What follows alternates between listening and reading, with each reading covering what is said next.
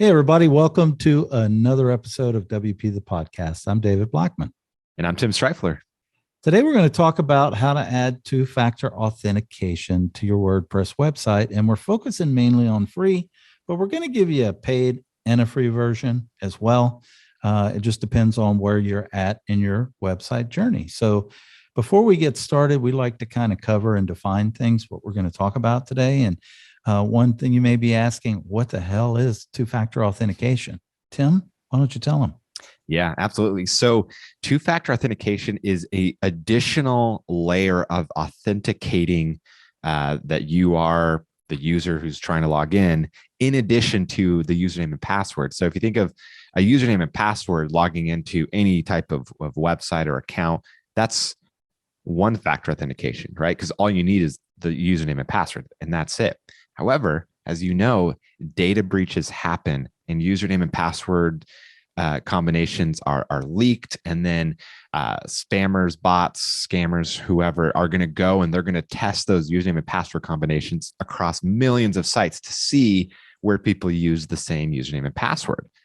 And so if you only have one-factor authentication to log into your WordPress website, well, if you've ever used that same combination, then you're screwed when a data breach happens, or a brute force attack when they're guessing the same username or a bunch of different username and passwords on the same site over and over again. Right. And so adding an additional layer of protection with the two-factor authentication, you're going to protect yourself from the most common types of hacks, which is what I just talked about, brute force and data breaches, stuff like that. And so a two-factor authentication is the one factor is something you know, which is a password. And then the second layer is typically something that you have, right? So using your cell phone to authenticate. And so whether that's through your mobile phone or through Google Authenticator, it's very, very powerful. The mobile phone is when you basically, they send you a code to your number, which is very secure. However, that's still not as secure as using Google Authenticator, because Google Authenticator, it can't be your mobile phone can be routed to different places and with iMessage, and if they have access to one of your devices, then they can get in that way. But Google Authenticator is to one device, right? And there's no way around it. Like you can't, like if you get a new phone and you don't download your Google Authenticator like records, you're kind of screwed, and you have to like start over basically and jump through a bunch of hoops to reset the passwords that you have set up. So that is the downside to using Google Authenticator is it's very secure. Yeah, and it's rotating. I think you have like a 60 or 30-second window to where it's constantly updating and changing those codes to get you in. And if you don't have that exact code at that exact time frame, it's not letting you in. So it's pretty complex. I agree. I use it for some, and I'll be honest, I want to throw the thing against the wall sometimes because it's kind of a pain to have to go through that. But the value of it is so great. I mean, if this is your business and your website is generating money, you absolutely 100% want to have two-factor authentication on there. And even if it's as painful as using the Google Authenticator app and having to go log into it, download, see the codes, go back, catch it in the right window, it's still well worth it when you think about it in the big scheme of things. So plus you don't want your site hacked. So the first one we're going to talk about is through the security plugin aspect. Tim's going to give you an amazing free version here in a second, but what I wanted to talk about, a lot of websites typically will have some layer of security. So whether you're using a plugin or like iTheme security or WordFence, a lot of these plugins have two-factor authentication built into them.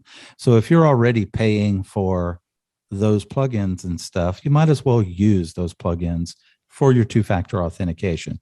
We use it. We use iTheme security. We have it set up with the Google Authenticator app, and it's on our login page. We do not want people logging into our website, especially as administrators, unless they're the administrator, because that's our livelihood and our business and stuff. So pretty easy to set up, pretty straightforward. But now Tim's going to give you an equally awesome way, and it's free. Yeah, absolutely. And it looks like the free version of WordFence has two-factor authentication built in. Cool. So you can use that for free. But if you have security handled a different way, you want to add in two-factor authentication, then you can do that. There's a plugin called WP2FA, two-factor authentication for WordPress, and it will add just that feature, that two-factor authentication, without having to add all the other security features and stuff. And so you can do that with the free plugin. And they have a premium version too, which is going to add some more features to it alongside adding trusted devices, being able to white label the two-factor authentication pages, those types of things. But there's the free version. In most cases, it's going to be more than enough. So yeah, and one thing last thing I want to add that David mentioned, having multiple admins logging in.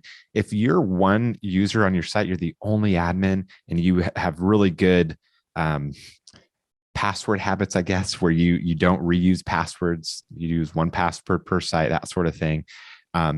Then chances are you'll be fine. We think you should still add two-factor authentication. It's not going to hurt anything. But when you have multiple admins or a bunch of users, editors, stuff like that, you can't trust that everyone's going to have good password. They don't. They don't. So it's like the more people, the more they're risk. Lazy. It's a pain in the butt. So using something like this is going to protect everyone that's using the site, as well as your business. So perfect. All right. Tomorrow, we've got another great topic. If you have any questions, or leave us a comment below if you're using it, or if you have some alternatives, something that we didn't cover when we do like plugin highlights or topics and stuff, give us your feedback. We'd love to hear from you and stuff.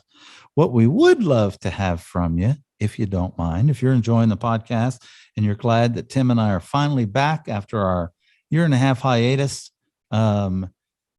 give us a review. Reviews really help us with the algorithm. If you're watching this on YouTube, do us a favor, hit subscribe, hit the like button, because that helps us out greatly with YouTube's algorithm, and it lets more WordPress people find our content, because the more people that engage with it, the more people that YouTube's algorithm and Google's algorithms think that we have engaging, really good content and stuff. So it's not rocket science. If you like it and enjoy it, click the like button, hit the subscribe button. Even if you don't hit the like button, I'll love you. David will be your BFF, your best friend forever. So that's our little shameless plug. And Tim, until tomorrow, we'll see you then. Take care. Bye-bye.